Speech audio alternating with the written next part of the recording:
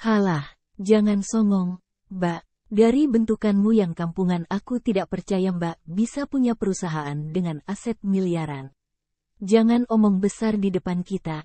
Mas Fadli saja bertahun-tahun kerja mati-matian baru bisa dapat kursi CEO. Itu pun gaji segitu-gitu doang, ucap adik perempuan Mas Fadli sinis.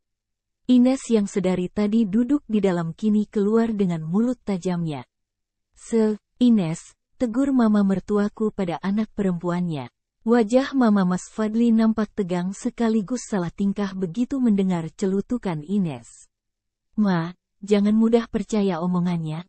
Siapa tahu itu rekening titipan. Hari gini banyak kasus pencucian uang.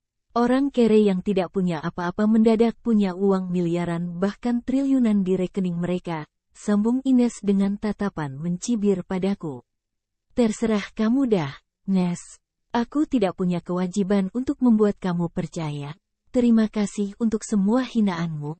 Dari cara mulutmu berkoar-koar bisa kelihatan jenis manusia seperti apa kamu. Suka menjelekkan fisik orang, menghina kemampuan orang, padahal cobalah sesekali berkaca. Hidupmu saja masih tergantung pada orang lain. Coba sebut apa prestasimu. Jadi perempuan masak tidak bisa, bersih-bersih rumah pun tidak bisa. Bukan tak bisa, tapi malas. Tahunya makan, bisamu cuma leyeh-leyeh di tempat tidur dengan telepon menempel berlama-lama di daun telinga. Begitu mama dan kakak yang kamu banggakan itu tak ada, aku yakin kamu bakal pontang-panting mengemis di luar sana, cecarku. Kini ku lepas semua sensor di mulutku. Tak mau lagi aku menelan semua hanya demi menjaga hati orang-orang yang sebetulnya tak pantas ku hormati. Sabarku sudah melewati ambang batas. Cukup toleransiku untuk mereka. Mata Ines dan mamanya terbelalak mendengar semua ucapanku yang jelas terdengar tak merdu di telinga mereka. Maaf, aku tak punya energi untuk berdebat dengan kalian. Terima kasih untuk rotinya. Kalian pulang saja daripada ribut di sini, ucapku seraya buru-buru masuk ke kamar inap Rara. Ines nampak masih tak terima dengan ucapanku yang membuat panas hati dan telinganya. Gadis itu kembali mengejarku ke kamar Rara. Nes, sudah, ayo kita pulang, tegur mama mertuaku lirih pada anak perempuannya seraya menatapku tak enak hati. Tangan mama Mas Fadli segera menarik lengan Ines untuk segera pergi. Apalagi, seruku dengan mata melebar pada Ines yang masih enggan keluar. Terdengar adik perempuan Mas Fadli mendengus kesal. Masih dengan sikap sombong dan angkuh gadis itu berkacak pinggang di depanku. Kalau memang benar Mbak Winda punya uang sebanyak itu, lantas untuk apa Mbak rampok semua harta kepunyaan Mas Fadli? Dengan uang yang Mbak punya Mbak bisa dapat yang lebih mewah dari apa yang kami punya, cibir Ines sinis. Aku tertawa sumbang mendengar protes gadis kemarin sore itu. Kami katamu, apa yang kakak laki-lakimu punya itu bukan milikmu? Memang apa kontribusimu atas apa yang sudah dihasilkan kakakmu? Tidak ada, kamu cuma benalu, Nes. Numpang hidup, dari makan, biaya kuliah dan semua kebutuhan kuliahmu, pakaianmu, semuanya, itu hasil jerih payah kakakmu. Kamu tahunya mangap saja, beraninya ngaku-ngaku itu milikmu, sudah untung ku biarkan suamiku itu membiayai kamu dan mamamu. Kalau dapat menantu lain, jangan harap. Dengar, Mas Fadli itu sudah menikah. Aku istrinya. Wajar kalau semua yang dia punya diserahkan padaku. Apalagi kami punya Rara. Semua harta Mas Fadli yang aku pegang itu bukan untukku, tapi untuk masa depan Rara. Itu sudah tanggung jawab kakakmu itu pada aku dan Rara. Kamu dan mamamu tidak berhak ikut campur urusan internal kami. Jangan seenaknya bilang aku merampok harta kakakmu. Kurang ajar itu namanya, paham? Cecarku panjang lebar. Pandai sekali mulutmu bicara memutar balik kata, Mbak. Dasar perempuan matre, hidupmu itu seperti lintah yang kerjanya menyerap darah kakakku sampai habis tak berdaya. Jangan-jangan uang yang dalam rekeningmu itu bukan hasil bisnis omong kosongmu itu. Tapi uang kakakku, atau, jangan-jangan di luar sana Mbak juga main gila dengan laki-laki berduit, sahut Ines lancang tak mau kalah. Plaak, Winda. teriak Mama. Mas Fadli kaget begitu melihat tamparan kerasku mendarat di pipi mulus anak perempuannya. Ines dengan geram menatapku sembari mengelus pipinya yang panas. Lain kali sekolahkan baik-baik mulutmu sebelum bicara. Aku bisa seret kamu ke polisi karena omonganmu yang tidak berdasar itu. Sekolah tapi otak taruh di dengkul. Beraninya kamu samakan aku dengan kelakuan kakak lelakimu itu. Haram bagiku menodai pernikahanku sendiri dengan memasukkan orang ketiga. Jaga mulutmu, Nes, kecamku dengan tegas. Apa kamu tidak bisa bicara baik-baik, Win? Kenapa harus tampar Ines sih? Protes Mama mertuaku dengan tampang geram. Mama dengar sendiri ucapan anak Mama, kan? Sungguh tidak pantas dan tak ada hormatnya sama sekali padaku. Aku ini kakak iparnya, cucu Mama tengah sakit, anak lelaki Mama juga berbuat curang padaku. Masih juga Mama dan Ines tega mengata-ngataiku dengan omongan tak pantas begitu. Aku manusia biasa, Ma. Punya batas kesabaran kala orang merendahkan aku.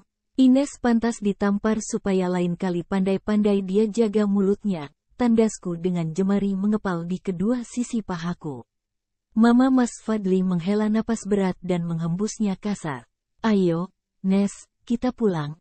Pusing kepala Mama, ucap Mama mertuaku seraya menarik tangan anak perempuannya yang masih berdiri kesal menatapku.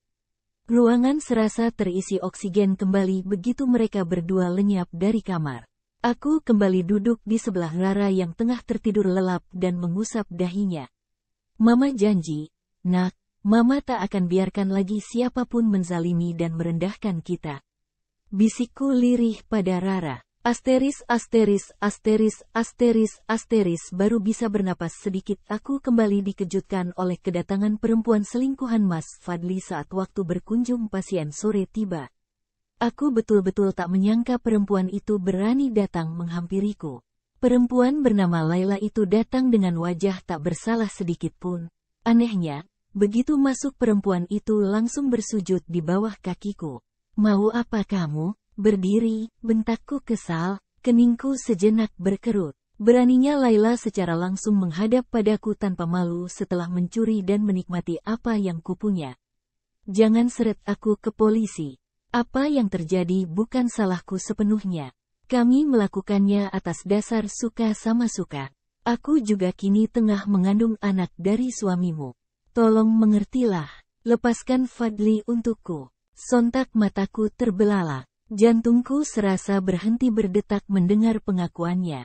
Kamu tidak punya hak untuk mengaturku ini dan itu. Terserah aku mau buat apa untuk orang-orang seperti kamu dan Fadli. Aku istri sah Fadli. Paham. Sudah putus rupanya urat malumu sampai harus memberitahuku semua ini seolah-olah tak ada yang salah dengan kalian. Camkan di kepalamu, perzinahan itu dosa besar yang dilaknat Tuhan. Apalagi ada jiwa kecil tak berdosa yang kalian hancurkan hidupnya hanya untuk kenikmatan nafsu kalian. Lihat itu, anakku yang tak mengerti apa-apa. Kamu rebut papanya, kalian hancurkan impiannya. Tandasku penuh emosi seraya meraih rambut panjang perempuan itu dengan jemariku. Membuat Laila sontak harus berdiri mengikuti jambakan jemariku ke arah Rara kalau tak ingin rambutnya rontok. Lepaskan. Aku kemari untuk bicara denganmu baik-baik, seru Laila sembari berusaha melepaskan jemariku dari kepalanya. Aku tersenyum sinis. Jangan salahkan aku, kamu sendiri yang membangunkan macan tidur. Kamu pikir aku istri lemah yang cuma diam kala suaminya digenjot perempuan gatal sepertimu. Wajah cantik, tubuh bagus, tapi percuma kalau cuma jadi perempuan gampangan, cecarku tanpa ampun. Jangan salahkan aku saja, suamimu yang memulai semua ini, protes Laila kesal seraya membetulkan rambutnya yang berantakan setelah berhasil lepas dari cengkeraman jemariku. Kalian berdua sama saja, seperti botol dengan tutupnya, jangan khawatir. Aku tak akan simpan laki-laki sampah pengkhianat itu dalam hidupku. Ambillah saja untukmu, aku ikhlas, tandasku tanpa beban seraya menatapnya sinis. Laila. Mau apa kamu kemari? Laila terperanjat begitu mendengar suara itu. Mas Fadli sudah berdiri di depan pintu. Wajahnya tegang dan terlihat merah menahan marah. Mas, Wajah Laila seketika berubah pucat. Kalimatnya yang terbata-bata ketakutan, langsung dipotong. Sudah kubilang jangan dekati keluargaku. Apa kamu tidak paham lagi penjelasanku tempo hari? Aku tak mau lagi berhubungan denganmu. Kita putus, titik. Ayo keluar dari sini. Jangan ribut di kamar inap anakku, bentak Mas Fadli dengan wajah geram. Jemari Mas Fadli dengan kasar mencengkeram lengan perempuan itu, berusaha menyeretnya keluar. Tidak mau, kita harus bicara.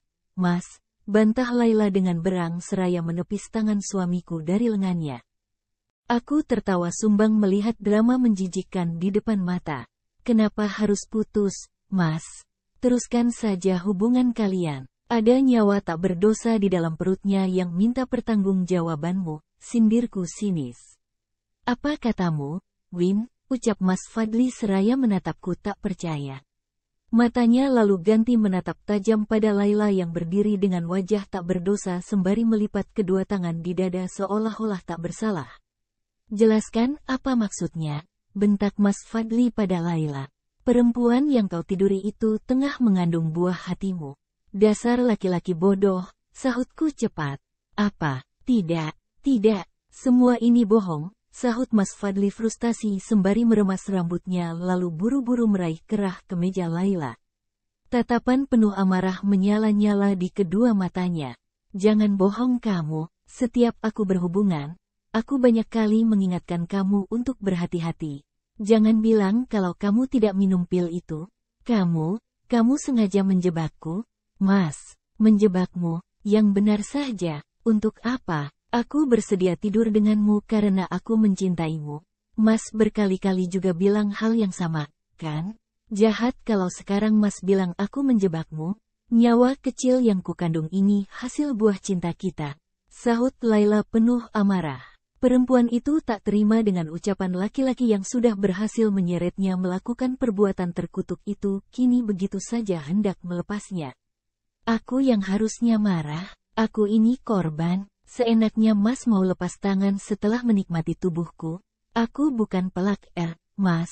Bertanggung jawablah, tandas Laila dengan bibir gemetar. Kamu, aku cuma bisa tersenyum ngilu melihat suamiku yang terlihat frustasi, terperangkap situasi tak menyenangkan akibat perbuatannya sendiri. Mama, terdengar rintihan anakku Rara. Matanya yang kuyu mulai terbuka. Rara lapar, mau roti? Tanyaku seraya mendekat keranjangnya. Rara mengangguk lemah. Buru-buru ku dekati dua orang dewasa yang tengah bersitegang itu. Mataku tajam bergantian menatap keduanya. Tolong keluar dari kamar ini. Selesaikan masalah kalian di luar sana. Anakku butuh ketenangan. Dengan gemas Mas Fadli keluar dari ruangan sembari menyeret lengan Laila untuk mengikutinya. Aku menghela napas panjang lalu segera menutup pintu kamar. Peduli setan dengan mereka berdua. Hidupku sekarang hanya tentang Rara.